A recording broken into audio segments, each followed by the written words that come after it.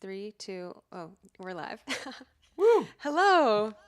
Whoa. Hello. Hello, everyone. Welcome to the Bad Batch chat about season 2, episode 9 through 11 of the Bad Batch.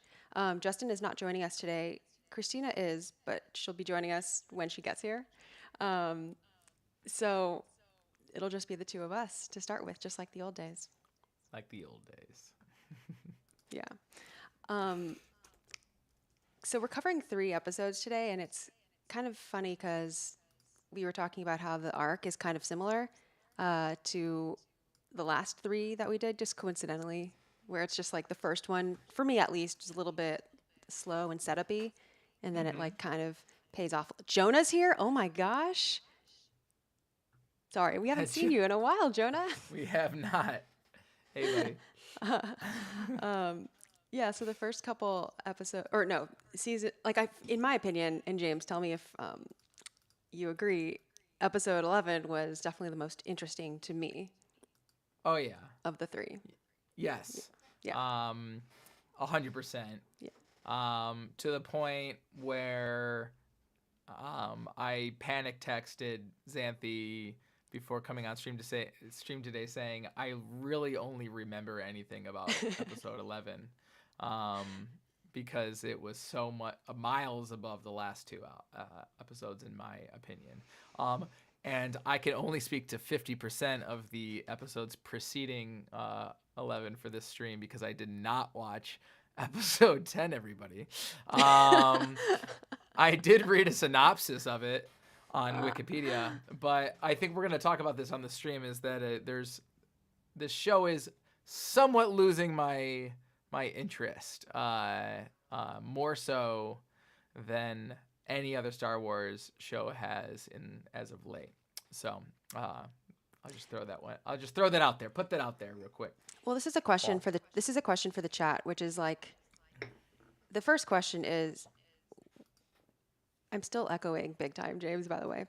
Okay, so the first question is when The Mandalorian and Bad Batch both come out at the same time, midnight Pacific time on Wednesday, which one Mm-hmm.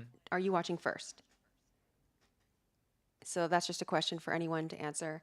Which one are you watching first? And are you watching them both at midnight? Are you um, like doing them at different times? Like I watched one of them at midnight and one of them not at midnight.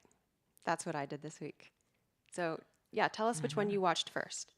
Me too. I watched one at midnight, and I watched one like 2 days later, Mm-hmm. which, again, is unheard of. It is unheard of Um, for you. for And me. actually, ever since you said last week that you were watching them kind of late, I, for the past couple streams, I've also been like not watching them all when they come out. Like I didn't watch, like I watched episode 9 a week after it came out, and then I watched episode 10 a week after it came out. So I watched 10 and 11 together. Yeah.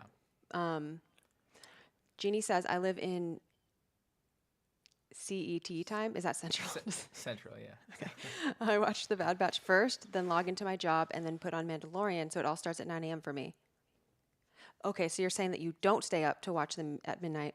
Yeah, I think unless you're living on the Yeah, West West Coast. Coast, or if you're a nut or a YouTuber, um, I know that there's definitely East Coast YouTubers and podcasters that I know that do like live streams At like 3 a.m. at like 3 a.m. their time, which is insanity.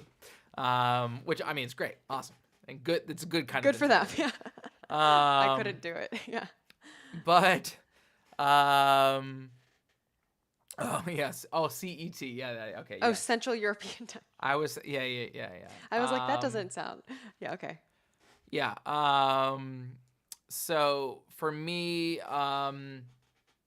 yeah, I mean midnight is kind of a stretch in the middle of the work week. It used to be really nice because it was on a Thursday. Remember when it was on Fridays? Back a couple years ago, they used to release Disney Plus stuff on Fridays. I think Mando might have used to come out on Fridays. Yeah. That was a little bit better because it was like at the end of my week and I didn't have like a million things to do in the middle of the week. Agreed. But Okay, so I guess I'm just gonna go ahead and answer your question, Xanthe, which is like I stayed up to watch Mando on Tuesday night, and I didn't watch Bad Batch episode 11 until Thursday, I think. Hmm. And I totally like basically skipped the last two episodes for the last 2 weeks. And that sounds like blasphemy. Maybe I'm a fake fan, but but I gotta say, guys, it's the show's losing me a bit. It's losing my, I'm losing the, I've I've lost the what's the word? What's the I feel like the show in some ways has lost the plot. Lost the plot. I'm Well, kind of until right. I mean, I'm the end of episode 11, I was like, I'm glad that Omega is finally implicated. Like, I'm glad that I was like, why did it take to see episode 11 of season 2 to get back to this? That could have been yes. like that could have been season 1, first of all.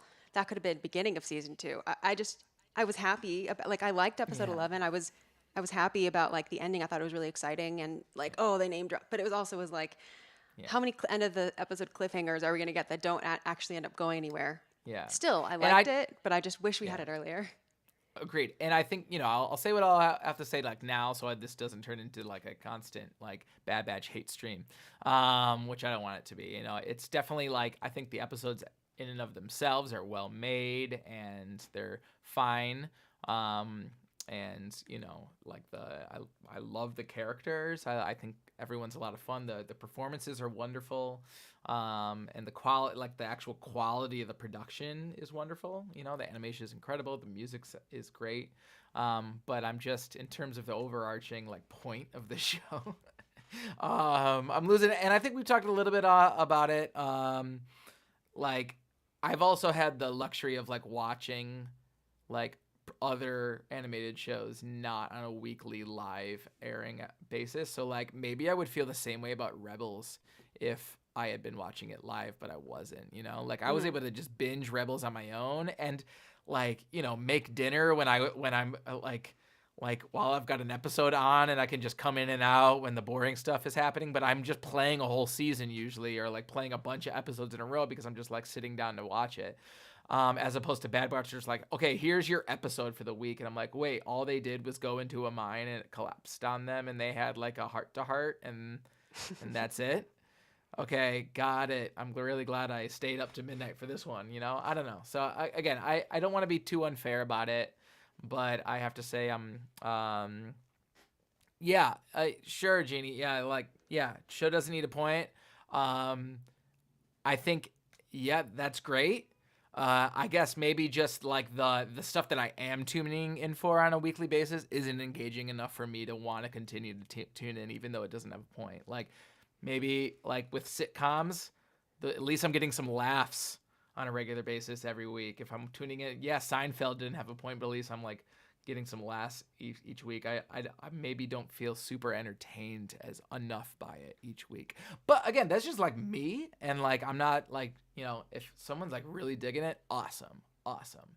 Like, great. Don't want to yuck anyone's yum, but I'm just explaining where I'm at emotionally with the show at the moment. So, I think not having a point isn't doesn't have to be a problem for me, but I think the Bad Batch posits or positions itself as a show that has a point. Like it started the way it started was, this alternate perspective following Order 66. It does have, like, the thing is the Bad Batch show does have a point ostensibly. sure. Right. But it's not delivering on that point to a certain extent, right? It's like, I it's mean, it like, might now that we're at the clone facility and whatnot, but I just, yeah, I'm just also kind of confused about why it took it's so a lot of long to fat get on the show. I there. think that's what it is. There's just a lot of fat on the show. Like, if they trimmed it down, it would feel tighter and it would feel like boom, boom, boom, and we're getting all the points. But they've got a lot of episodes that are fun adventures that, in my, yeah, that kind of, again, I feel like if I binge this show, maybe it wouldn't be as amplified of a feeling. I'd be like, okay, well, that was fun, that was fun. But now we're getting to the meat of the show, you know. So and yeah, I mean that's a good point, Jeannie. They're a group that doesn't know what to do with themselves, and the audience expects that they will do a specific thing. Yeah, you're right. I don't know how entertaining that is on a weekly basis, but I mean, sure. I mean, they're definitely delivering on the kind of stasis that the Bad Batch finds themselves in.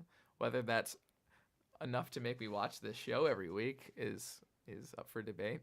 But anyway, I think there you go. I I'll think lay this I think Jeannie's point, they're a group that doesn't know what to do with themselves, and the audience expects that they will do a specific thing. And also, you know, like be the Bad Batch. I think I would like if they leaned into that more, like kind of Sure. that they don't know what to Yeah. do about with themselves. That said, like I didn't answer my own question, which was which one I watched first. Mm-hmm. First, we did get some more answers. Matthew said, I also watched The Bad Batch first as it was shorter. That said, I'm probably more invested in The Bad Batch because we are in the middle of the story while The Mandalorian is just starting. And then Okay. Chuck is saying Mando on Wednesday. Yes, basically Mando first, The Bad Batch right after. I think, Love it. I think Down to people, the airport arrival time. So love it. I think for okay, people who live in places where where the shows come out during a normal waking hour, I can see that being different than people who live in a time zone where it comes in out in the middle of the night or midnight, because it kind of becomes a choice of like, unless you're going to watch both of them before going to bed, it's sort of like, okay, one of them now, one of them much later. Mm-hmm. Anyway, I watched The Mandalorian first, but it wasn't because I was more excited about it. It was because I knew that Twitter would spoil it more if there was Yeah, that's a good anything. point. It was That's a just great point. to protect myself from, it was just so I wouldn't have to It's a accidentally walk smart into idea. spoilers. Yeah. And I liked The Bad Batch episode 11 more than I liked The Mandalorian episode 1. Mm-hmm. Yeah, it's not, at this point, it's not like I'm burning to see one more than the other. I think overall, I'm just like a little bit stressed out that there's both two shows coming out at the same time. It's like a Yeah, it's bit a lot. much for me, Yeah. and it makes me, yeah, I, I, I don't understand that decision. It's odd, right? And at least like if you're gonna do that, put them on different days. You know what Yeah. I mean? So there's not a whole bunch of engagement going on behind one, and they're not competing with each other. But who knows? I agreed. I mean, you know,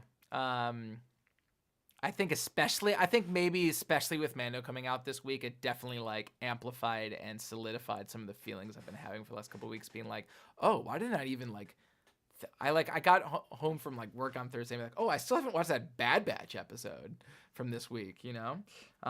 So yeah. But yeah. Um Jonah says the state of this characters are the point. Yeah, going on side adventures while occasionally affecting the galaxy at large. Yeah, and I agree with Jonah. The characters are the point, but I watch it after work, not at 8 a.m. yeah. when it comes out. Exactly. There are 7 days. Why on the same day? Yeah, it's really Exactly, odd. Jeannie. It just like over. It's like over stimulating for one, and Mhm. I don't know about anyone else, but I'm extremely busy and don't have that much. I.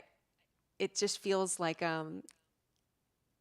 yeah, again, it's my I know I already know the rebuttals, which is like I feel stressed, I can't keep on top of it. I don't have time to devote to watching two shows a week.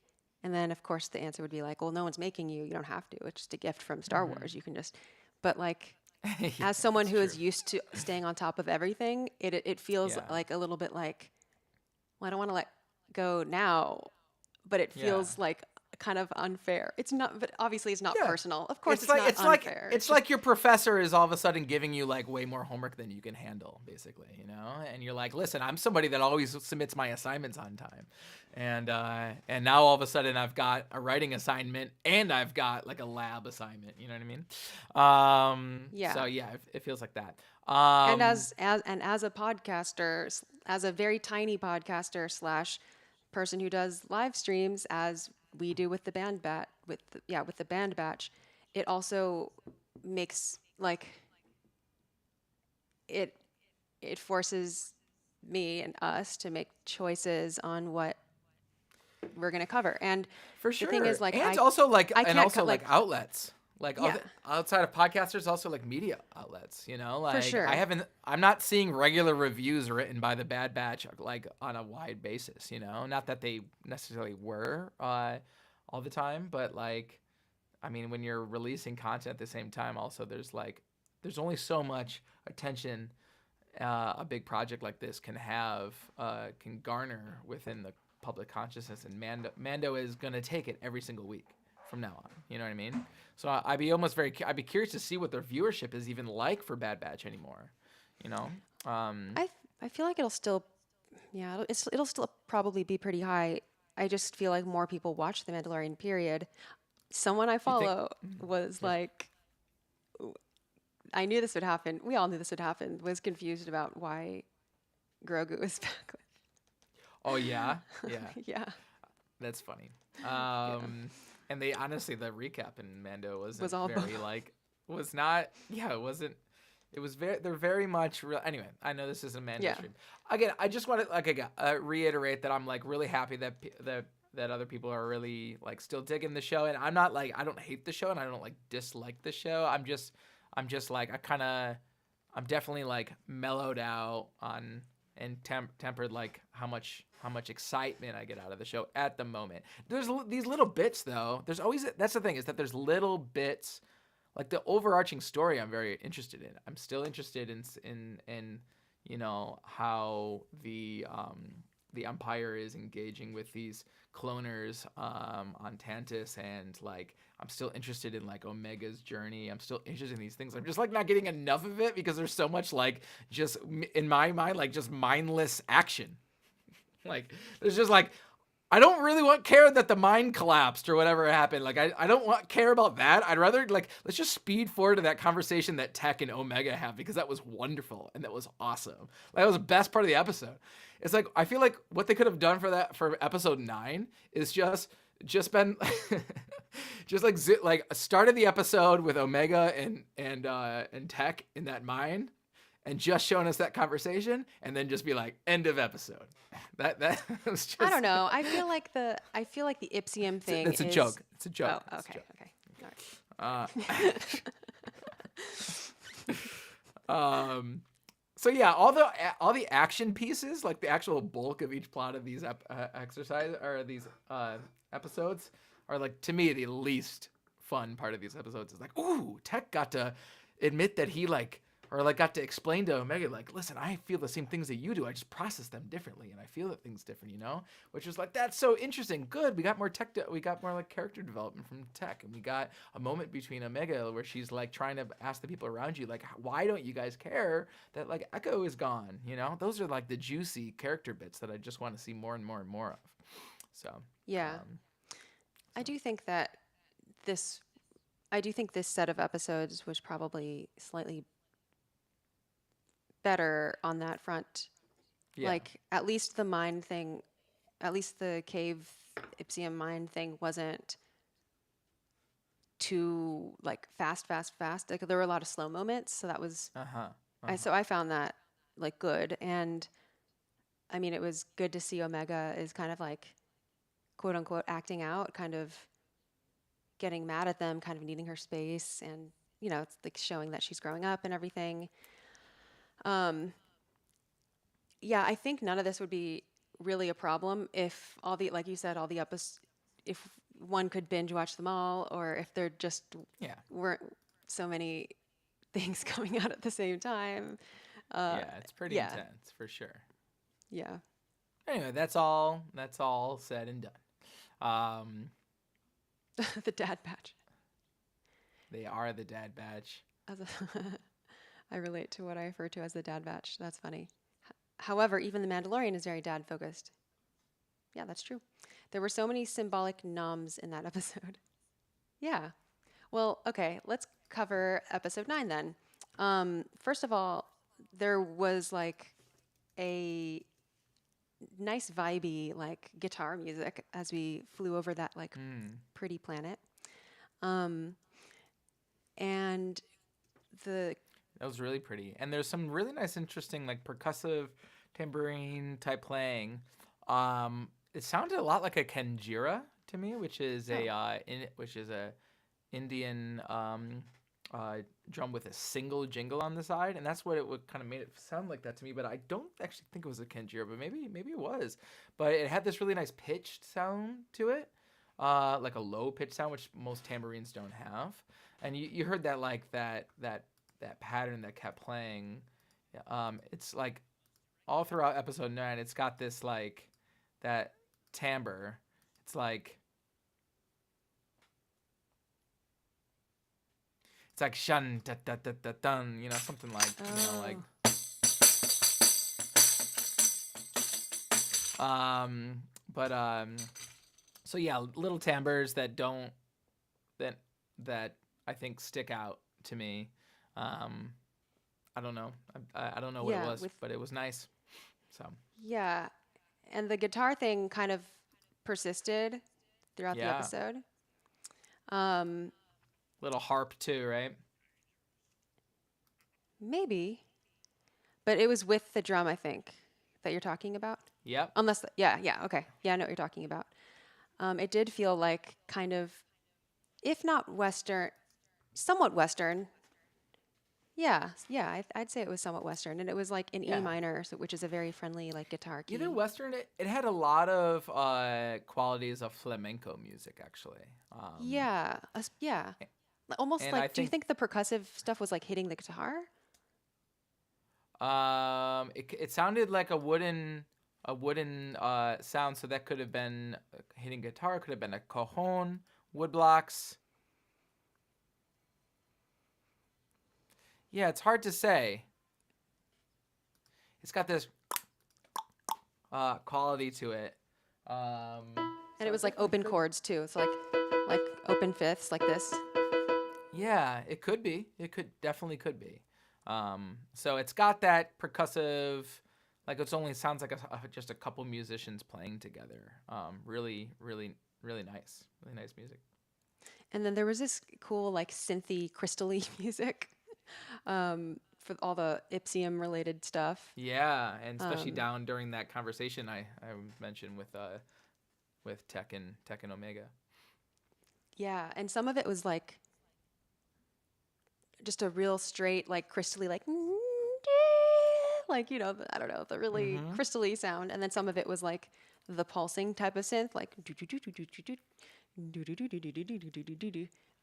so yeah, we had a little bit of variety there. Um, Mm-hmm. the bandit kid made an appearance in that episode. We find out later that he steals the ship. Um, and then there was a bit of there was some really cool sound design in when the Bad Batch people slide down those like wires. It's about 9:30, and it's like, let's see, it's like I don't know. We talked about misophonia earlier, so I don't actually know if Yeah. this is a sound that James you would love or hate. But It's almost there. It's in the love or hate, almost where I hate it. okay, it's almost like a Um, zipper sound. It's I like got one second. I'll be right back. I got it. I'll show you.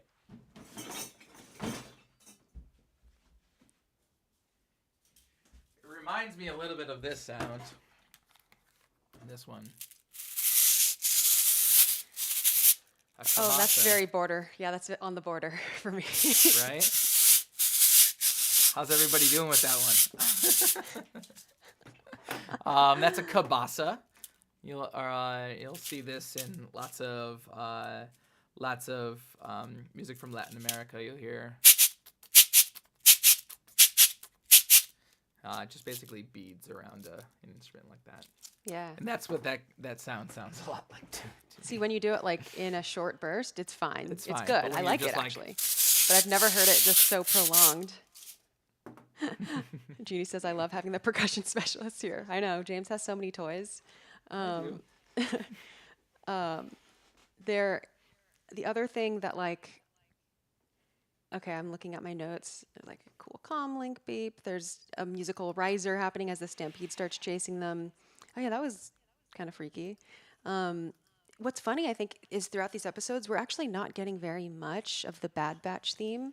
We're getting hints of it, but I think Yeah. that I like that. I think I like the way that the Bad Batch theme is sort of held back. It's sort of withheld, Hmm. or it's used in ways that aren't just the way that it sounds in the end credits. So I think that's positive. Um, they're not wearing it out. It'll probably come in really big later, perhaps. Yeah. Yeah. So episode 10 gives us a new theme, and I'm going to play it, and then people can guess what it is from. This Or, is episode 10. yes. This is the episode I haven't seen. Great. Okay, I'm definitely gonna guess then. Okay.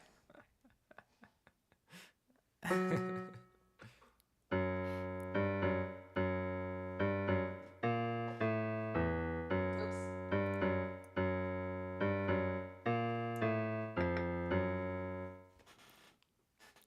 Yep.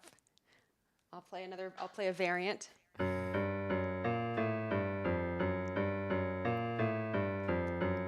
And then there's one more variant that I'll play. Let's see. Oh, let's make it octave higher. Yep.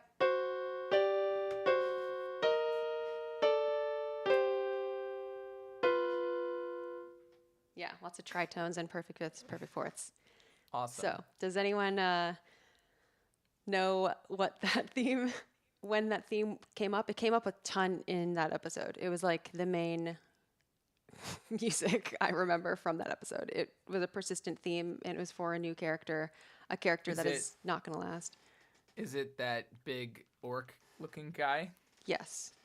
Okay, awesome. I saw pictures of him when I was reading the synopsis of this episode. Awesome. I'm glad I got that one right. You did get it right. What's his name? His name is Mako. Oh, okay. Gotcha. Yeah. Gotcha. And, well, he's out of the picture by the end of the episode. But who knows? He might come back. Yeah, so that was like a very, I guess it's a very typical sort of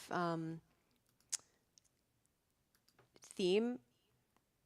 It's typical kind of music for someone who is perhaps villainous, who Yeah. is perhaps big in stature, and lumbering a bit. Like, Yeah. yeah, it was. Ki- Yeah, the first instance of it was like also very. Was it trombone? Was it trombone, bass trombone, tuba? But yeah, it was like low. It was like.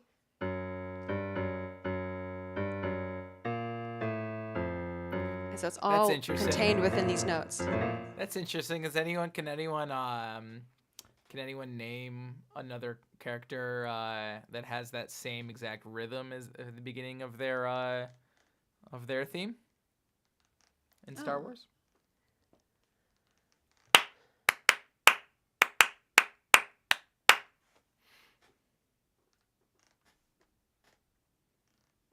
I can only think of Mako now. Do it again.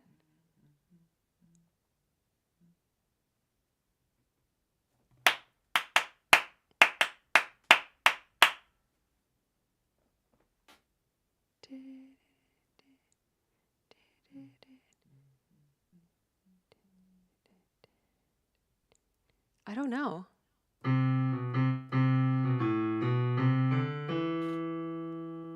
What? Oh. Bum ba dum ba da dum bum Oh, bum bum okay. bum. This has no relation. I'm sure it was not on purpose. It's just kind of interesting. It's the same exact rhythm as the Boba Fett rhythm. That's so Ba-da-dum, da, ba-dum, bum bum bum ba. And this one is, what is it? What is this one? Yeah. Oh, okay. Ba-da-dum, ba-da-dum. So it has that. It doesn't hold that last note out. I gotcha. Yeah. But it's Um, similar enough where it's curious. that is funny. Matthew says episode 10 had a big Indiana Jones and the Temple of Doom vibe. Mm, Um, yeah, I would agree with that. There was a little bit of a Mission Impossible type of sound as well. We need a Star Wars percussive catalog. That would get sure. very complicated when we get to all the sample library episodes, shows. Um, Right. but There's a lot of percussive sounds that are essentially just virtual concocted percussive yeah, that's true. synthy sounds that aren't actual instruments being played.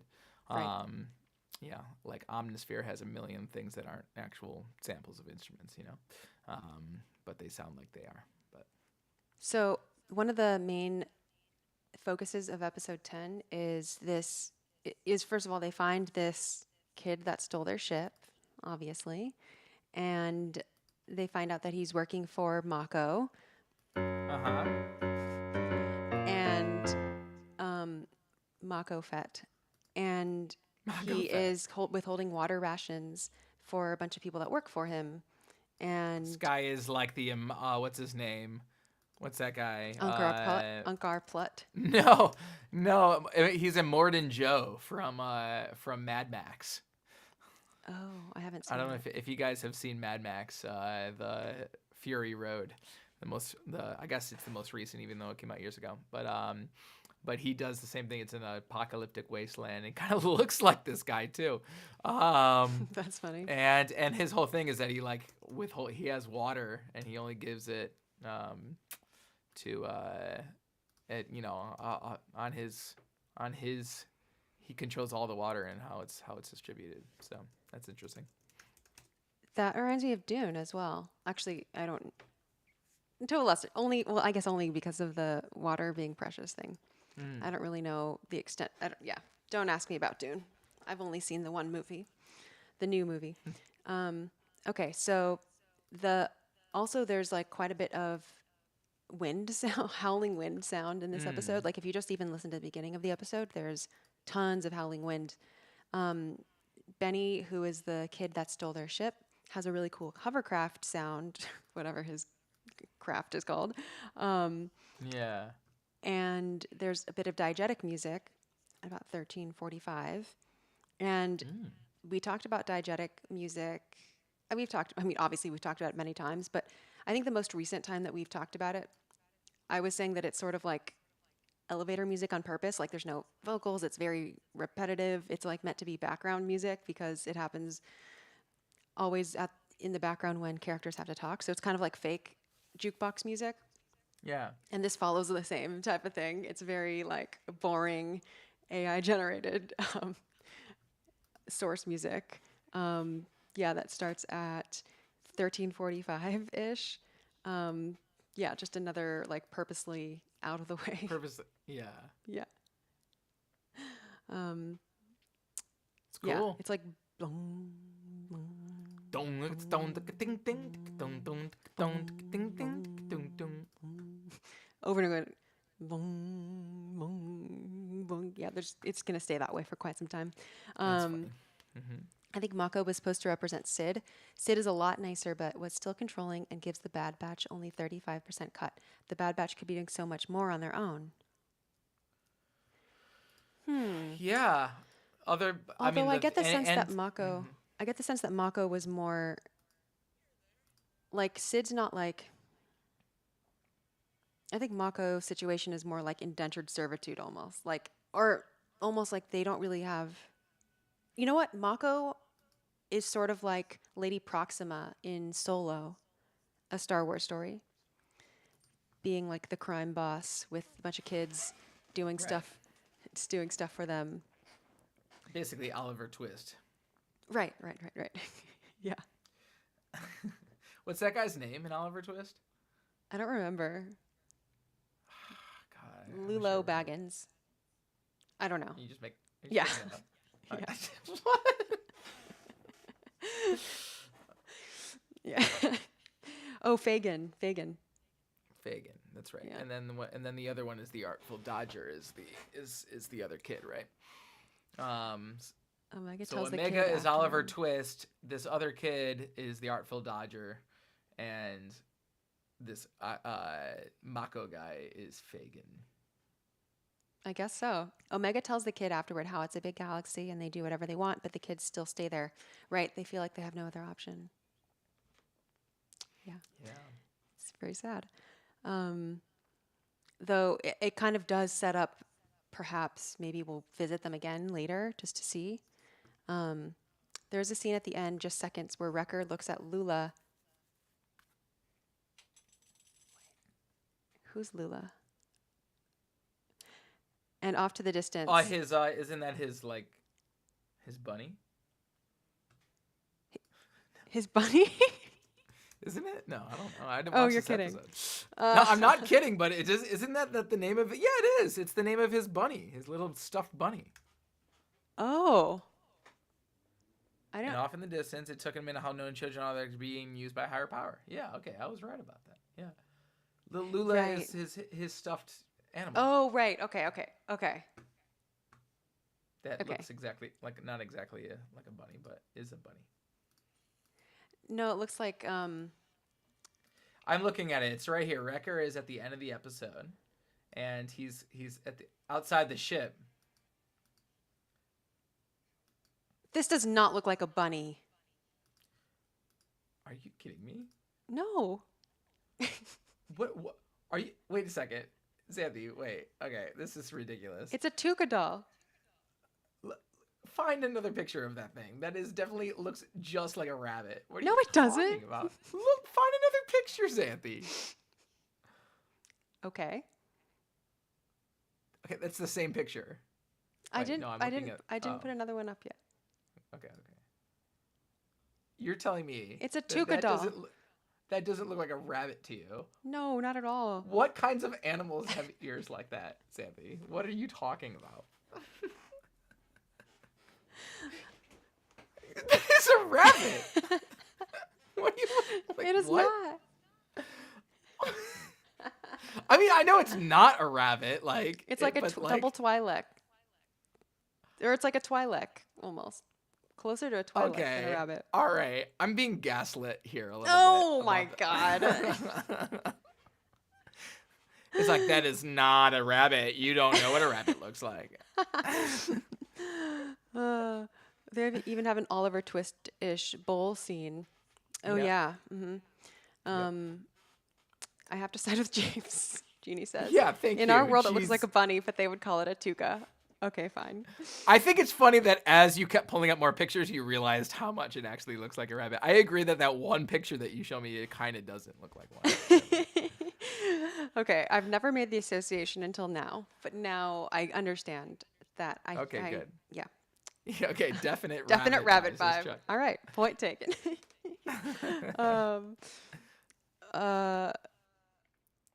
Okay, so episode 11. We have Yeah, this one was clone cool. facility themes in this one. Back on Mount Tantus, which was awesome. Yeah, and Zilla Beast. Is that the first time Mount Tantus has appeared in this season? I think so.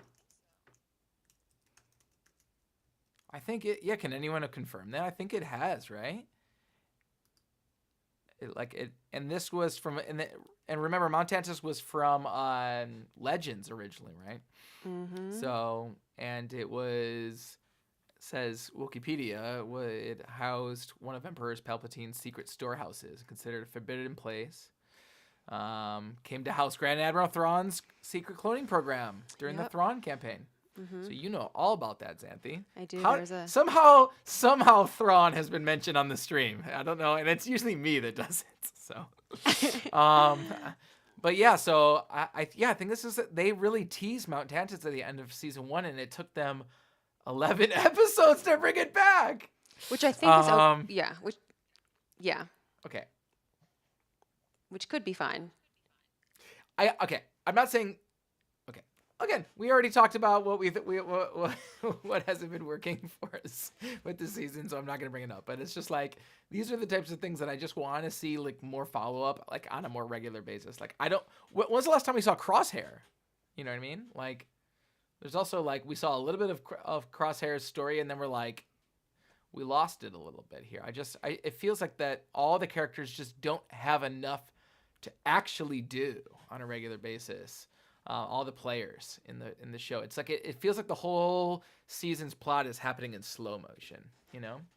Yes. Um, What it feels like to me from a creative perspective, again, please separate this from what is actually happening because it's speculation and I'm right. projecting a lot here. It Yes. feels like I am really liking the little bits of like, oh, this is going to be really juicy. Yes. And then it's just like a bite of juice and then Yes. instead of getting really juicy and then going to like an unexpected place, it's or just like a or bite might I and then it's say like a sip of juice? You it's know, like a I sip don't of know. I juice. don't know what kind of juice you have in the morning. I typically sip my juice. I don't usually bite it. I mean, I don't know. Maybe you freeze your juice. Do you freeze your juice?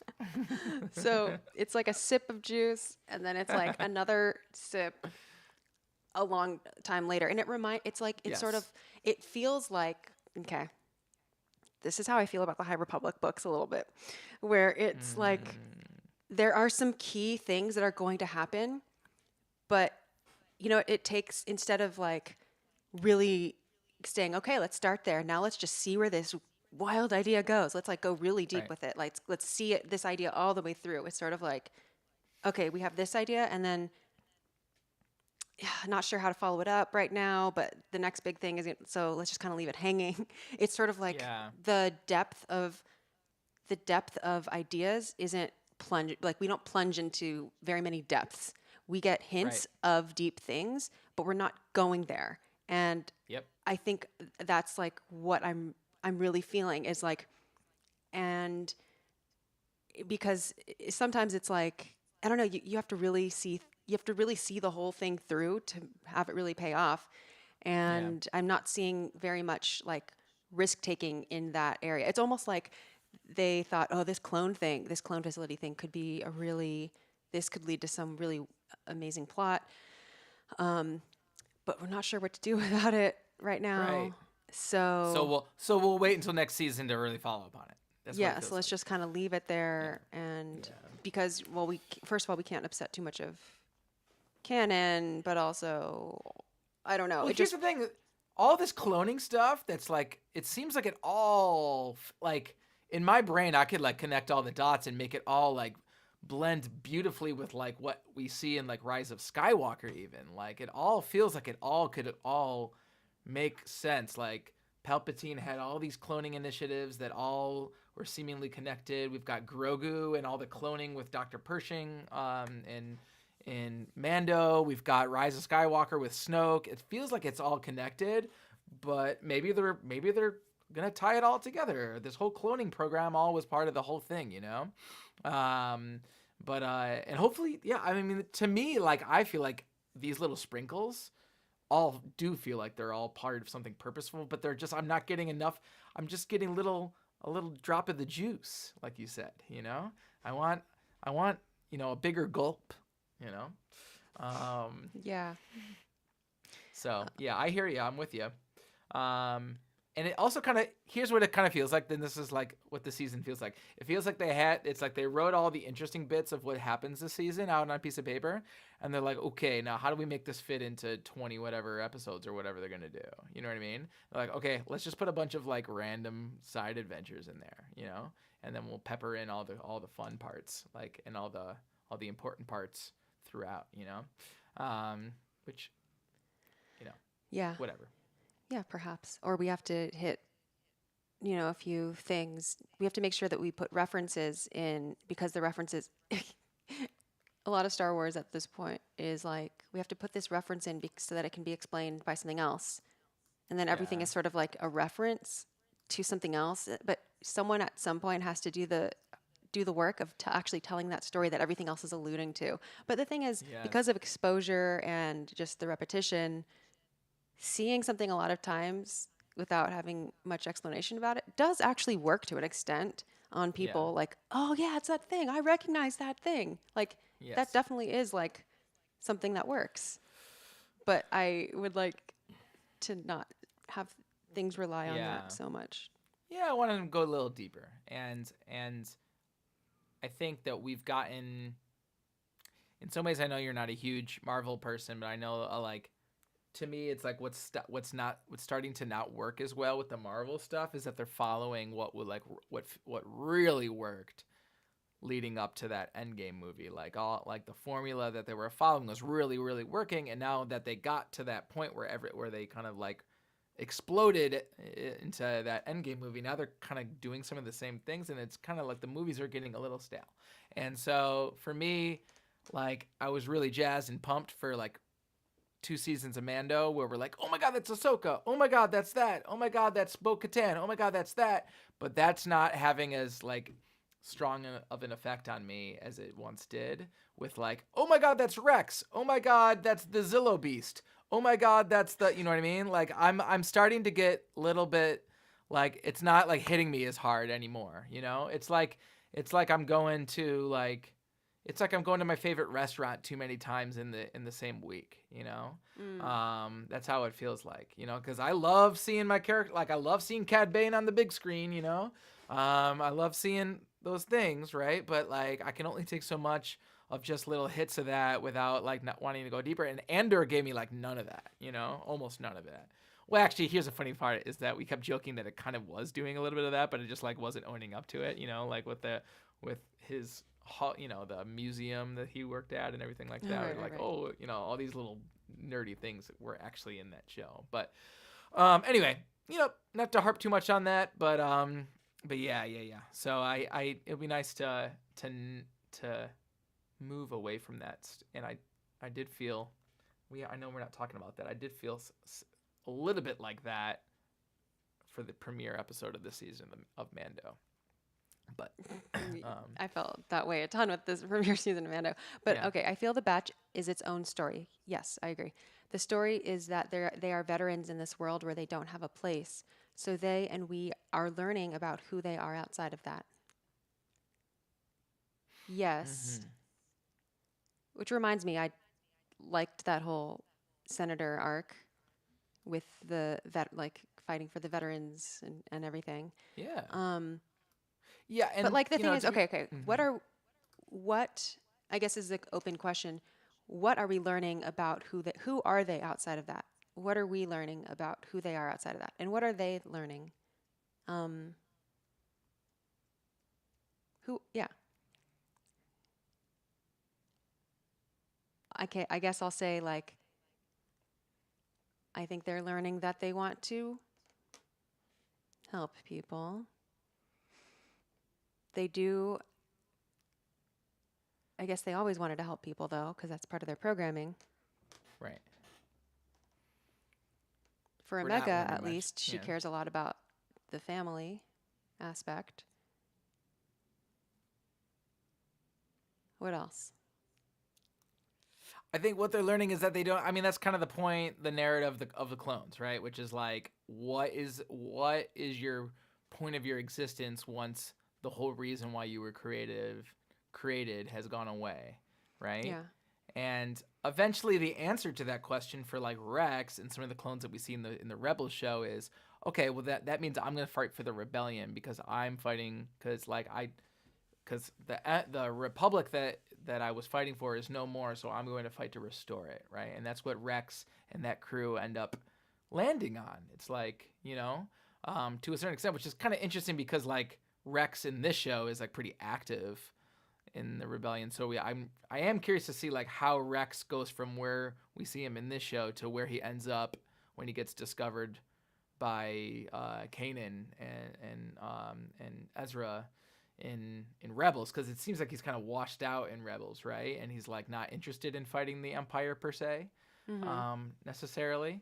Um, and so we're gonna eventually see that arc, I imagine, maybe. Well, But yeah, I mean we do that's get a hint of it though at the end. Oh, it might be maybe it was at the end of episode 10. What episode? where they are like, send the coordinates to Rex. Oh, that may have been the end of episode 10. Mm-hmm. Yeah. So I think the Bad Batch perhaps is starting to get politically involved as well. Um, so that's part of their arc, perhaps. Yeah. I mean, yeah, that's ultimately where I think it goes. Yeah. Like that's what the answer is during this time is like, okay, well the relics of the Republic are no longer relevant in some ways, or in some ways they're being perverted in a way that is losing their initial integrity. And so what does that mean for those people that are part of that obsolescence, right? And where do they go from there? Um, and that is definitely an interesting story. That definitely is an interesting idea and an arc. Um, so yeah, we will eventually see that crystallize and more in a more focused way, I think, with And this it seems show. like they are getting ready to get rid of Sid, which is like certainly some progress on their part, like making a Uh decision huh. regarding her. So at the end of episode 9, we do see that they're like, yeah, they openly express to themselves concerns about Sid for the first time, I think. I don't know if it's the first time, but like in a way that's like, oh, they might actually try to cut her off. Yeah. She knows a lot about them. It's a dangerous thing for them to do, right? So that will definitely, I think, be a point of conflict coming up. That'll be interesting. So yeah, there's a lot. Here's the thing: there's a lot of potential with this show, which is what I like about the show. There's a lot of potential for really interesting questions and stories. Um, Sometimes I don't. Sometimes when I tune in, it doesn't feel like they're reaching that potential on a regular basis. Um, like or on a as concentrated basis. Sometimes I'm feeling like, okay, I'm seeing the little bits of the parts that I really like about the show, but a lot of it feels, ooh, I'm not really super interested. But so Chuck, I think anyway, this is a really good point, actually, which is, are we learning about them, or are they tour guides to unexplored corners of the galaxy or the universe? And I think they are definitely, I mean, I think this is the thing that people harp on with regard to the naming of these shows. People will be like, but it wasn't even about Andor, it wasn't even about Boba Fett, it wasn't. right. But we do know that this is just how they like to name shows. So maybe Hmm. we could take the name less literally and just, Yeah, yeah. think I of it mean, as them. And we are seeing a few corners of the Star Wars universe. We're seeing just Ipsium in general as a fuel source, as a thing that they care about. We're also seeing, we saw, what is that, Dooku's planet? Sereno. We saw hmm the guy on Sereno. And now we're seeing this like Mako situation. And for every one of these, there's going to be countless others across the galaxy. So these are all true. Um, but these, yeah, those are the ones that come to mind for this episode. And I guess that maybe is the purpose of following their adventures. I feel, in a way, it's sort of like Clone Wars, which makes perfect sense. Clone Wars is very much like going to the corners of the Star Wars universe. yeah. Yeah, Yeah, it is what it is. The show does what it does, and you know, it's got. There's a lot of really juicy world building that this show has brought. That's been really great. I really want to see Fennec Shand again. We got to see a little bit of her outside the. She kind of came and left a little bit. We got to yeah, see. You know what I mean? It would be nice yeah. to. I mean, it would be nice to follow up on some of her story a little bit. It'd be nice to. There's little things that you get to see from this show which are really, I think, expand um, uh, the bigger galaxy. So, all that being said, how about the Zillo Beast? What do you think they're? Oh my gosh. What do we think? What is their goal with? I mean, it seems like they're in a similar spot that they were when they first caught the thing, which they're still trying to figure out how to use it, Yeah, in the right? Clone Wars, you mean? Yeah. Yeah. So where have they gotten, and what do you think is like the payoff with the Zilla Beast research? Ooh, that's a good question. First of all, I love seeing the Zillow Beast again. And I love to see a little bit more about its genesis and its metamorphosis. I Yeah, mean, and which was what the how quick which that was. Yeah, exactly the title. And just I think it's a really unique idea just to have like a creature that feeds off of that feeds off of power, like literally electricity. And I love how electricity. like by the time it like and how quickly it grows, right? And Yeah. when they first had that first quote in this episode where like I think it was Wrecker was like, "Does that thing look different to you?"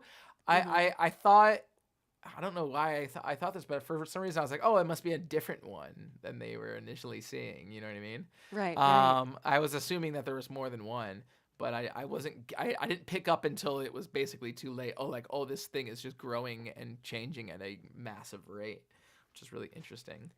I mean, I Um, find myself wanting to know more about the Zillow Beast. Like, I want, like, yeah, if they did, if they did like an episode that was like in a completely different style, it was like a biologist being like, the whole episode is just a biologist teaching about the Zillow Beast to students or something.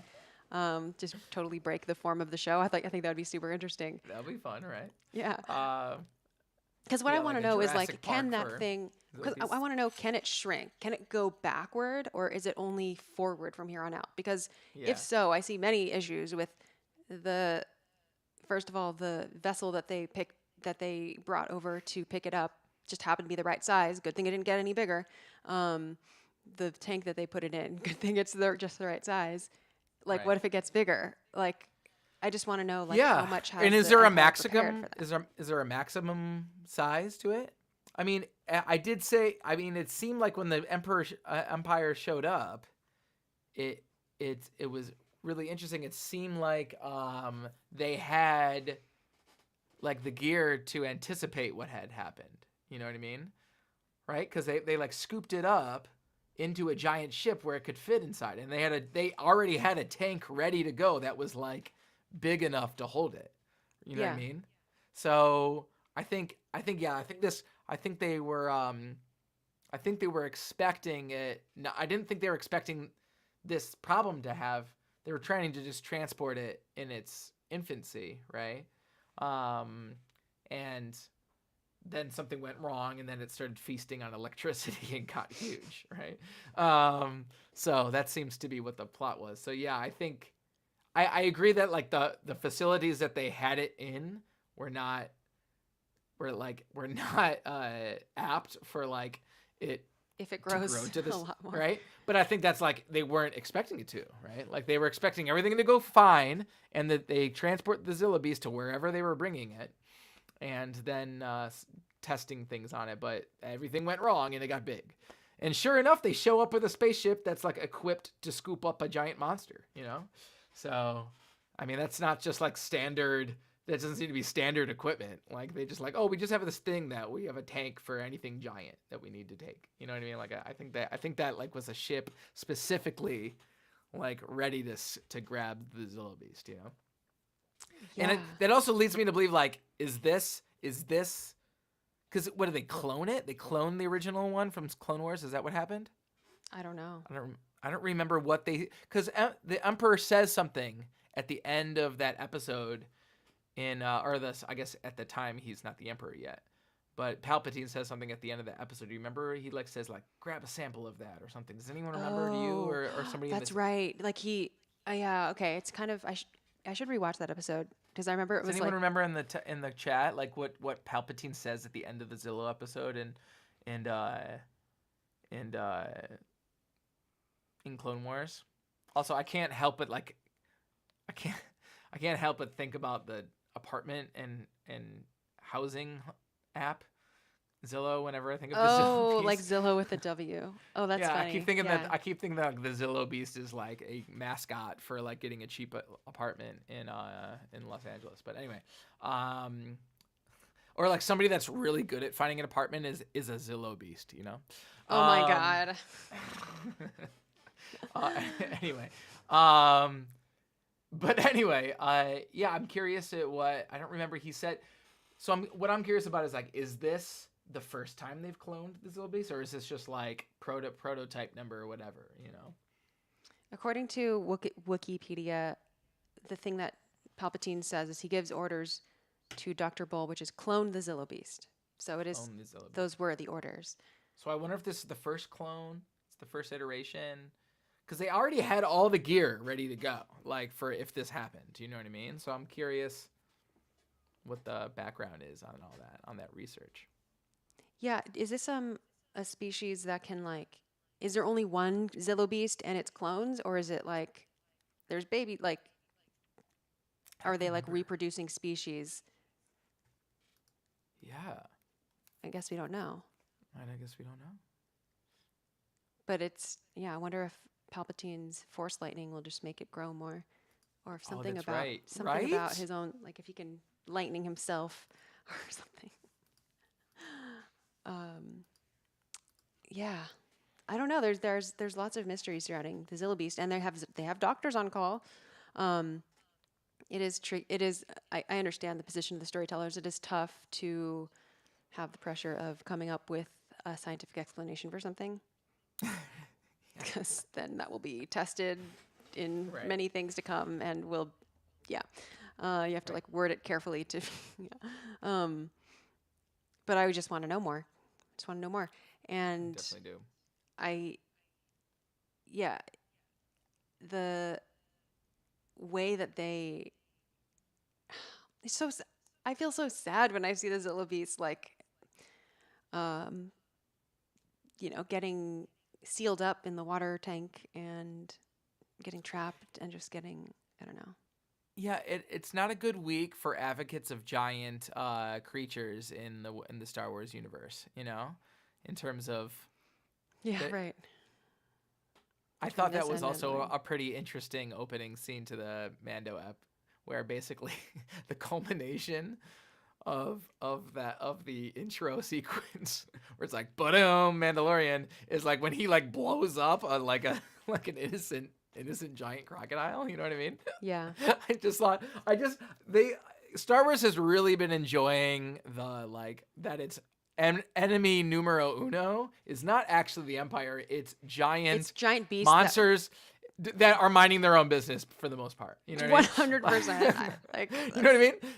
It's like this giant crocodile in here, or the crate dragon. I guess I mean it opened the cross same way as season 2. crate dragon. I don't know if you've played Fallen Order, Jedi Fallen Order. The enemy, the real enemy of the Jedi in the video game Fallen Order is not the Inquisitors in the Empire. It's every animal that exists in the galaxy. Kestis is just on a mission to kill every single one of them. That's like enemy numero uno in that game. It's just like how many just like animals just minding their own business can I just slice with my lightsaber? Yeah.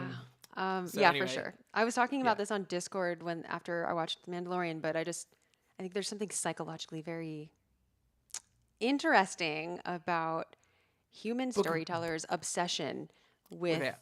The beast, you know? with beasts, robots, aliens attacking us. Like with Yes. seemingly How, little motivation other than the fact that right. they're wild or unknown or big. Book of Boba Fett, there's a Yeah. big monster. It's like It's this like a self-obsession that like, oh, everyone's out to get right. it's like almost cute that we do this as a human It is. species. It's It like is there are kind of so cute. many other threats that are like really present all the time, but no, it's just easier to like make up a beast. A beast. Um, and this plays out in like real life too.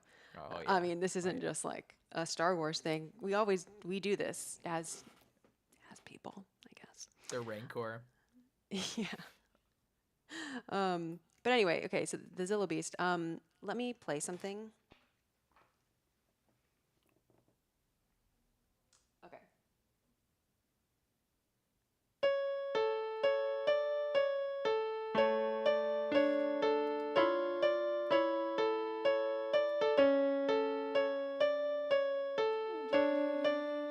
Okay.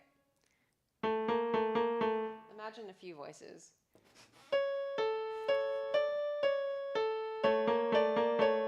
Okay. And then in comes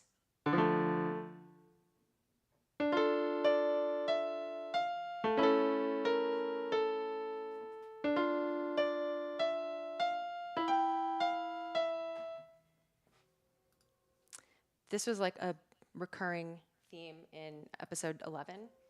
So,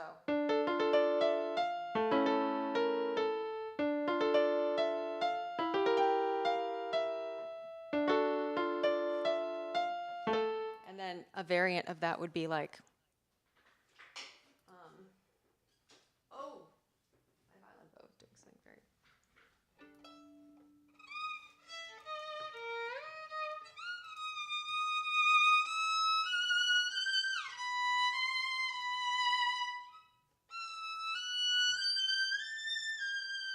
Sorry, that sounds like shit, and I need to tighten my bow.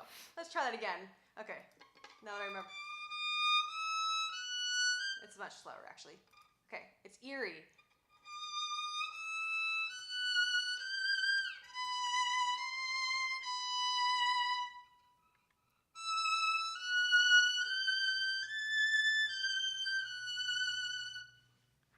So this theme was like all over the place. It's very intriguing. That's interesting. What is that theme, would you say? I mean, I'm just calling it like the clone facility theme.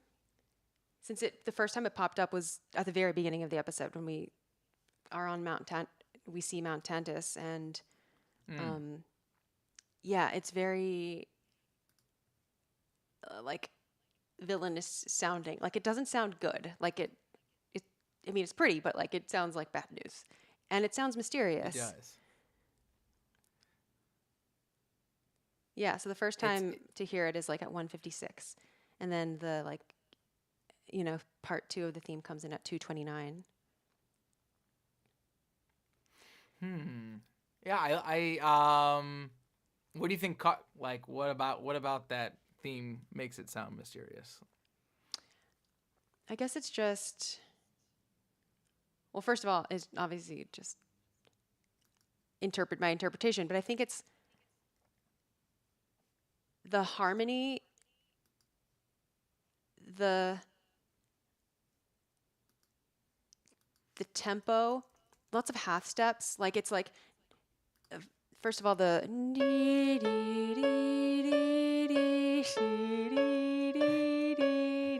then it's like the other voice.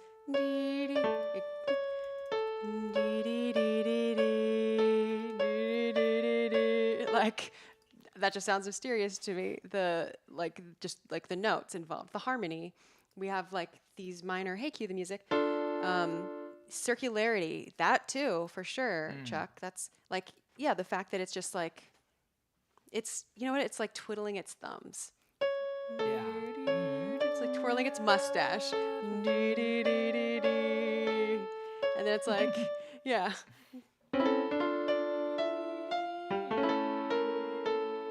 I mean, it's like it's D minor, it goes, A, so it's 1/5, and then it's a diminished 2, which is like, yeah, it's like a slower Twilight Zone theme. Huh, that's an interesting comparison. It's a little wider though. The goes only down to yeah, that just goes those are all half steps, which creates that tensiony feeling. Well, this is a half step, and this is a minor third instead of a major third. Wait, no. What? No. The clone facility is a major third on the bottom, and the Twilight Zone is a minor third, right? Is that right? Is this Twilight Zone? Yes. Yeah. So it's crunchier. It's a crunchier. Twilight Zone's crunchier. Yeah. Twilight Zone. Yeah. The Zillo Beast has strong skin that can't be broken with blaster fire, and they just found an old giant mech with incredibly powerful laser. I think there will be a connection. Yeah, we were actually saying that on that episode, that we were like, oh, I think the Zillo Beast has something to do with that giant laser when we talked about that. And one of the reasons why is because we thought those little mini creatures that were all around on that planet kind of looked like the Zillo Beast. only to find out that the real Zilla Beast was the friends that we made along the way. No, it was it looks quite different when it's at that size, and it looks very much like a xenomorph, right? Which is the What's a which is xenomorph again? Is this the alien basically. okay? This reminds me. Yeah. Okay, Justin's the got some alien. stuff for us Yeah, to see. the alien from Alien the movie. Yeah. Yeah. So Justin sent us a little sound sample that he made, and his explanation is, okay, episode 11 at 13:05, Hunter and Omega meet the xenomorph. He said there's clipping distortion used on the vocals of the choir. So let's hear that. It's going to be loud probably, so watch out. Oh, you couldn't even hear that? Okay, wait. Let me just change my audio setting. Okay.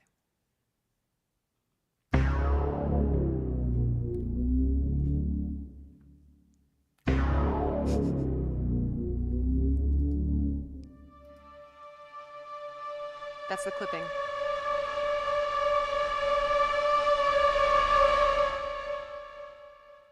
That's sweet. So what Cool.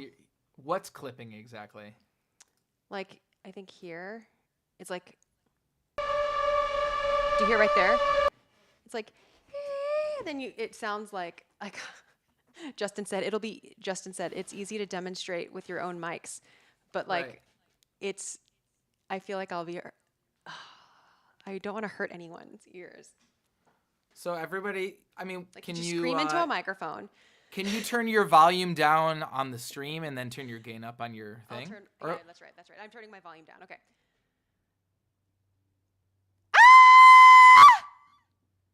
No, I don't know if it clipped. Okay. Well, you got to turn your gain up, I think. Can you turn your volume like way down and turn your gain up all the way?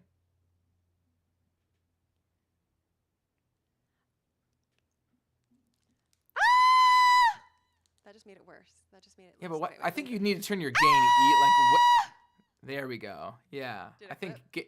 the gain should be way up. Okay, I'll turn it Yeah. even higher.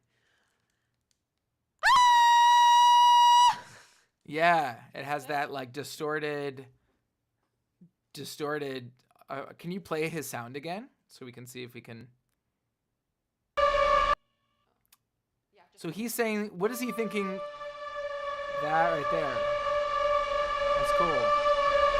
Yeah. Wow. So he's thinking that the actual sound of the synth has been clipped, like the input of the synth is clipping. You think? I think that's what he is insinuating. Wow, that's cool. Yeah. And that's how he created that sound, right? That's a good question. I don't know if he's actually singing into, I guess. Yeah, I don't know. He said he turned the vocals- gain up. I don't know if he Is he used like saying a that- choir patch or something. Maybe. Yeah, what did he say? I mean, that sounds to me like a synthesizer, not a voice. Clipping distortion used on the vocals. Where this is It at could be- I can 13:05 in the episode. Let's listen to it. Yeah, okay. 13:05 in the episode. Everyone, I'm not going to play it because copyright, but if everyone just wants to, okay, 13:05. Let's take a listen. 13:05. Yeah, it does sound like vocals, Okay. like Okay. screaming. Okay. Like That's interesting. like trailer music does that a lot.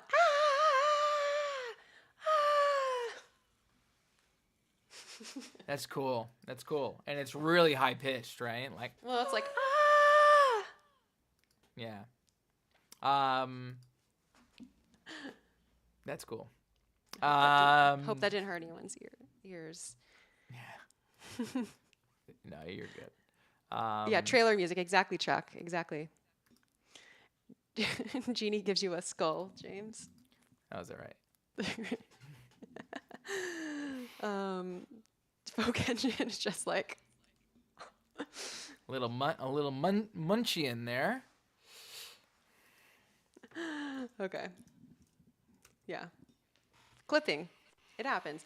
Here's a fun fact about Star Wars music is in the recording of the original trilogy, so normally, let me back up. Normally when you are recording music or Mm-hmm. recording something, best practices is to set your gain low and like you you don't want As to high be. as you can go without clipping, Yes, but you without giving. also, yeah, but you want to record also, you want to have a lot of headroom also in your mix before you give it to mastering. And headroom just means like it's not it's not getting too loud. You want to Right. keep everything controlled underneath a certain decibel level because then then you have some room, you have headroom to play with dynamics more later, and bring, and if you already are bringing things up to the maximum, then you don't have much room Right. to play. You're kind of at your peak already. And It'll so just be distorted. avoiding, yeah, so if you're recording and you accidentally peak, you will usually do another take because well, obviously peaking is just, it's beyond the point of, you can't really fix that Mm-hmm. cleanly. At that point you're getting distortion. However, in the days of analog recording and in the recording of the original trilogy, John Williams did like running the mics a little bit hot. Um, and running the mics hot means kind of gain perhaps a little bit higher than you normally would, because Mm-hmm. he liked having that sort of like on the edge of clipping Mm-hmm. vibe. Um, Yeah. and I think there is like on the verge of clipping several times on the soundtracks. Fun fact. Yeah. That is interesting.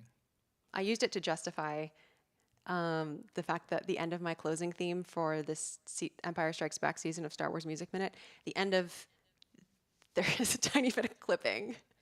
Oh, are you talking about the thing that you recorded for it? Yeah, and I was like, You you know what? John Williams liked that, you so did that purposefully. I yeah, see. I'm not I gonna do see. another take. It's just gonna clip a little bit.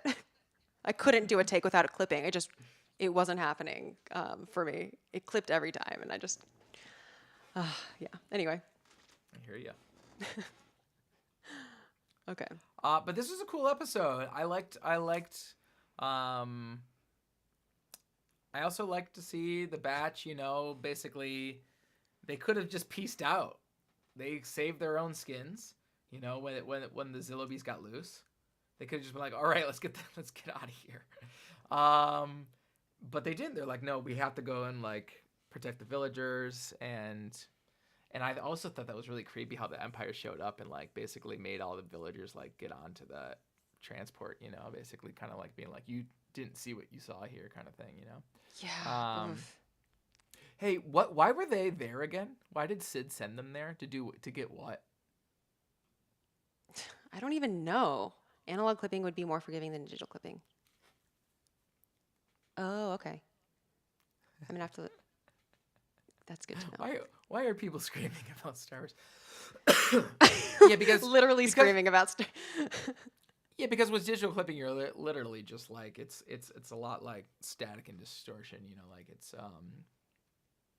this digital signal scrambles. You know, um, but what? Yeah, you don't. Does anyone remember why Oh, they're okay. there? I mean, I didn't remember, but now I have looked it up. So, Sid raises their cut to 50% as a token of her goodwill. She tells them that she will be sending the intelligence and warns them not to return without scavenging something. When Hunter Okay, asks why she should expect them to return, yeah, it's okay. Maybe, oh, to acquire Ipsium. That's what it is. I see. Okay, okay. And Wikipedia So lists her name as Sidorin hey, Bad Scaleback. Batch, we have this incredibly relevant to the plot of the Clone Wars and also your lives in general mission for you to go on. Just happens to, you know what I mean? It's like a little bit too convenient of of a coincidence that Sid sends them after the Zillow Beast on accident. You know what I mean? It's kind of fun. It's kind Well, she of did send them after the Rancor. that's right. Again with the who brought up like the are they just the tour guides of Star Wars? You know what I mean? It's kind of like hey Bad Batch, I got another mission for you, and it will just happen to be the perfect way to give more exposition about this part of the Star Wars galaxy. But to be fair, it does seem like they've been doing a lot of jobs for Sid, and there's a huge amount of jobs that we don't see that I'm sure are a lot less eventful and less have less implications to the grander world of the Bad Batch's life and the universe and galaxy. So, And I I suppose it they makes didn't. sense Yeah. that a place with Ipsium would also be a place where the Zillo Beast would be. It makes, yeah, like I Yeah. can, what was that? Oh, No, I, because of the Ipsium being like such a, I feel like isn't it like it can be an energy source, right? Like it's an explosive, like it's really volatile. for Like sure. when, For sure. texts like don't drop, they blast the whole, like they blast through the cave wall with it. Right. So it sounds like it is one of the many things that people want to mine Yes. in order to, make money. So I don't know. I'm drawing. I don't know if it's a very big connection, but It'll Zilla work. Base, Ipsium, a place where, yeah, a place rich with resources. Okay, sure, sure. Yeah. Also, maybe this coincidence indicates that Sid knows something more than they think she knows. That's very possible. Very possible. But yes, we do have to just kind of accept some, like, like they randomly bump into Hera last season. Oh yeah. They, like, Oh you know what I yeah. mean? Remember that whole thing? Mm-hmm. Yeah, yeah. So there's a little bit of, like, just be okay with the fact that they're just gonna keep doing this. I do feel like someone mentioned episode 10 having Indiana Jones vibes, and I think this episode also did a little bit. Yeah. Specifically at 1820, I noted that there was not the map room theme from Indy, but something similar and something that may have popped up earlier this season, actually. It goes like, yeah. I mean, I'm sure we talked about it in episode 2 or 3 or something. Yeah. It's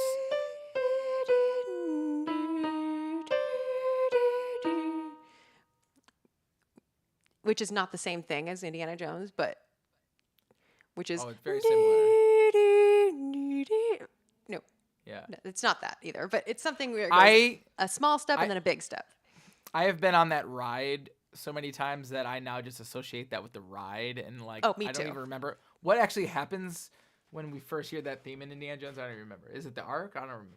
No, I don't it's know. I when. just know on the ride it's when we're approaching the face. That's right. I've gone on the ride way more times than I've seen the movie. That's right.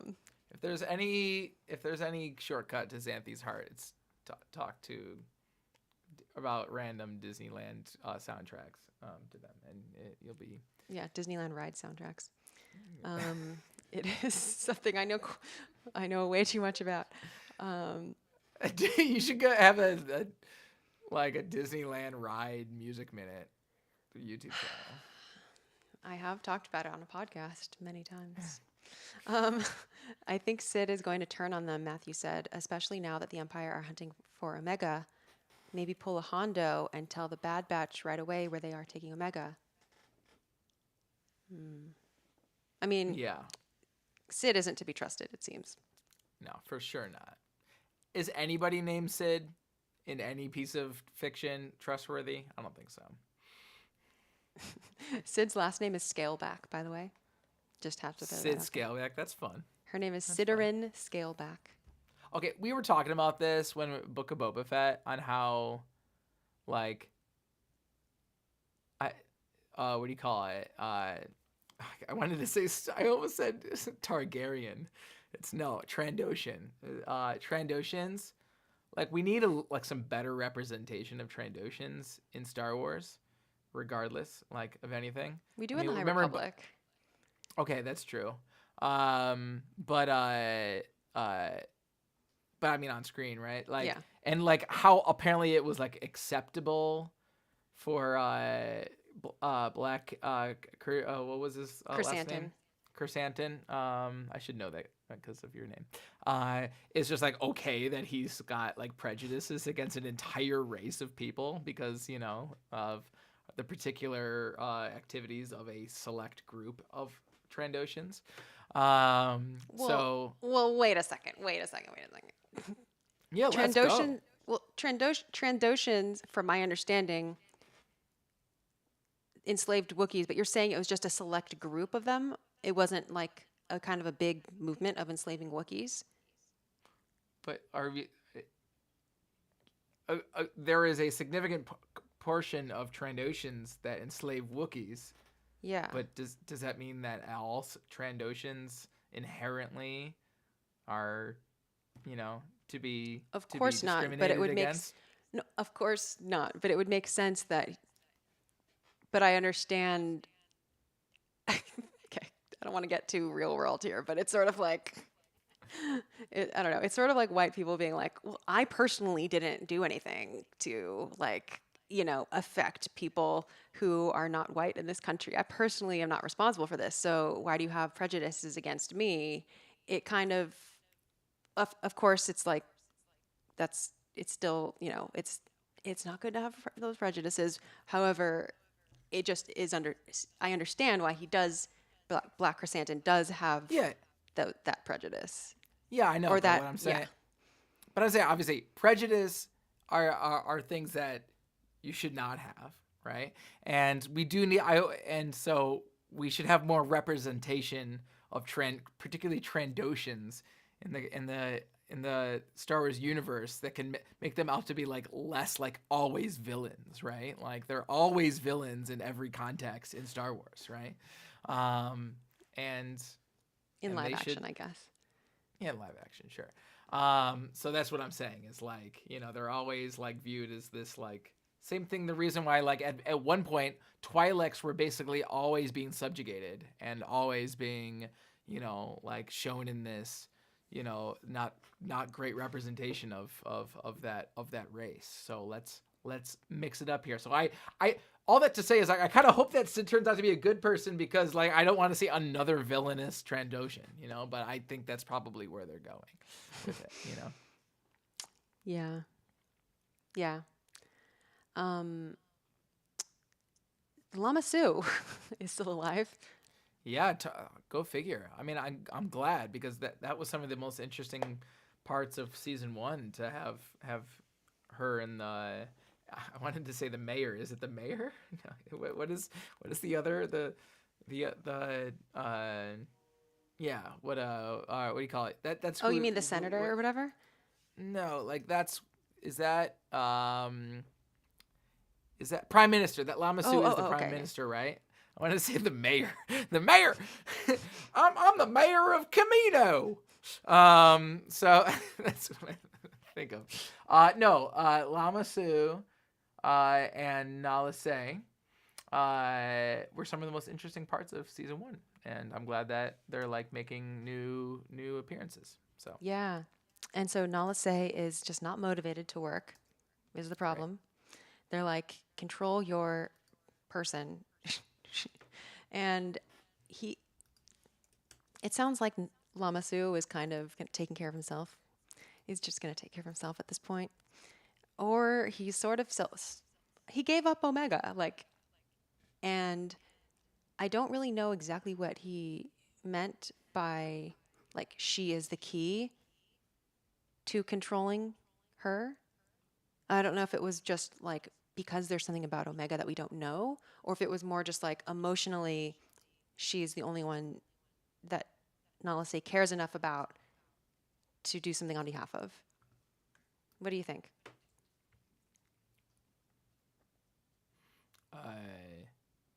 I think Yeah. I think she cares about Omega, right? I think that's what it's Okay. an appeal to her emotional, because that's why she sent out Fennec to protect Omega, right? That's what that whole arc was all about, right? Yeah. So I think Lama Su, um, is aware of her.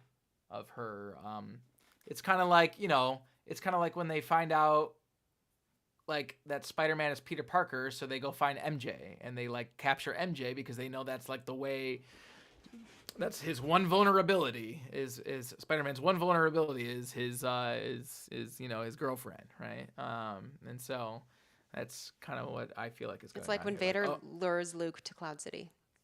exactly, with his friends. Okay. So But so that's the way that he said it made me just like there is a particular clone you must locate, a young girl. She is the key to controlling Nala. yeah. I think that's Just like if you emotionally. do something bad to Omega, then she'll do whatever you want. Mm, But right okay. now she has quote unquote nothing to live for because they've destroyed her home world, Hmm. and she has no idea where she like what else does she care about at this point, but if she knows that Omega is both still alive and under in captivity by the Empire, she might be like, I'll do whatever you ask. Mm, yeah. Okay. It's similar to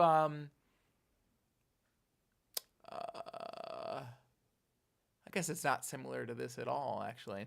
I was gonna say it was similar to what's his name in Rogue One. um uh Galen? Galen. Oh, with Saw um Gerrera. Yeah, I think it's more. No, I think it's more like Galen. Look at what happened when they didn't have something to motivate Galen. He Oh, sabotaged right, the right. whole thing. You know what I mean? Right. So yeah. Okay. Yeah. Okay. That makes sense. Um, the one line that Nalase said, or Lamasu said, which it was such a power move. I liked what Lamasu was putting down up until he gave up Omega, which was um, this. First of all, who is this new Imperial officer that we haven't seen until this episode? He was pretty terrifying, and something about his animation looked like really realistic. Yeah, I like it, the voice acting. Yeah, yeah. The voice actor, I feel like, sold things more realistically, and more subtle than other voice actors. Like he didn't exaggerate anything, and like the Maybe things that that's it. yeah, he was very like subtle in the way that he delivered his lines, and I really liked that a lot. Yeah. It Yeah, just and you're right. He he looked looks. so realistic, and I don't know, like the way and maybe it's just the way that his mouth was animated really matched the voice that came out of it Yeah, or something. Something about it felt like yeah, more realistic agreed. than maybe other characters. Yeah. Yeah, So I think that just made him even more kind of freaky because I was like really dialed into him. yeah, I like him. So he is like trying to intimidate Lamasu, and he's like, Nalase's defiance is problematic. And then Lamasu says, it must be frustrating to have your resources, but lack the expertise to achieve your goals. Right. It's And if you basically you fail to have all this convince stuff. her, it won't be long before you are in a cell like me. It was like way to understand what is happening. The Yeah. Empire has all this money resources, but they need the Galen Ersos. They need the Nalases. They need the expertise of these people who they try to like destroy their whole lives and then just use them. Yeah. Yeah. I really like that. All that wealth, and you don't know how to use it. You know what I mean? Mm-hmm. It's kind of very Ozymandias, right? Oh yeah. Mm-hmm. You know, Empire of Dirt. So yeah, it's good stuff. Good stuff. I kind of just want to just give me a show about like the cloners, like, and only the cloners, and like I only wanted to like see them and all the weird conspiracy bullshit that goes on in that world. Like it's my favorite. Some of my favorite little juicy. Maybe I don't want that much of it. Maybe I like it being a mystery. But yeah, I mean, whenever I see anything involving like Dr. Pershing, these guys on Mount Tantus, anything that dips into that world, I get really excited. Um, Me too. yeah. It is exciting. Um, those are the Namaste, main namaste. things I have for this set of episodes. Does anyone else have any, or do you have anything? Well, we didn't really talk that much about the Zillow Beast's sounds itself of the actual Zillow Beast. What do you Like, have to say? do you have any info on how they created the monster's sounds, like its roar, or Did anybody did you get any insight on that this week, or we can find that out maybe in the future? But I was very curious because the roar sounded different. Different than Um, in the Clone Wars? no, just different than other creatures that we've seen. It's like very curious at what samples they used to create that. I'm sure they used a lion. It sounds like there's definitely that like kind of low grumble of a lion in there somewhere. But like really, really, really complex roar. I'm trying to find a timestamp for you here so we can quick talk about it. Um, yeah, like 1457 or something like that. Okay. Um, and you can hear like Uh, yeah, with the night on. Oh, yeah, yeah, or yeah. yeah, right at 16. That's a good one right there. 1324 or something like that. That's a good one. That's the 1624. 1324 sounds a Okay. lot like there's a lion going on in there. Somewhere around there. 1320, 1324. Oh, yeah. Hear that? Hear like that? You know that clicking sound that lions make when they yawn and roar. You know? You like the purr. Yeah, I guess that's what it is. It's a. I'm like, what is No, that but Jeannie clicking says, sound? Jeannie said, I find that there's that clicking sound that seems to show up in Oh, every modern monster. there you go. Maybe it's because they're all taken from a purr. I mean, it's just a very I mean, that's what a low. lion sounds like. You know, there's Yeah. that sound. You know, Hmm. but yeah. So I find that sound that Justin was alluding to is kind of that over Yeah, it. the thing in the background. Um, as score, which was really cool, mixed Hmm. with the actual sound of the Zillow beast, which was quite It's just a big old unsettling. cat. Big old cat, big old giant growing cat. Um, pretty cool. Yeah. Pretty cool. I do wonder how they made that. If they just took Well, like Lion, let's get on put it through David a bunch of O'Collins. processors. Come on, I know where's his info? he didn't tweet anything about it. Even David O'Collins is watching Mando instead of Bad Batch this week. No, I'm just kidding. He probably worked on both, maybe. I know. Actually, I don't know. Oh yeah, he is the sound designer for season 3 of The Mandalorian. He is okay. Yeah, he's busy, busy guy.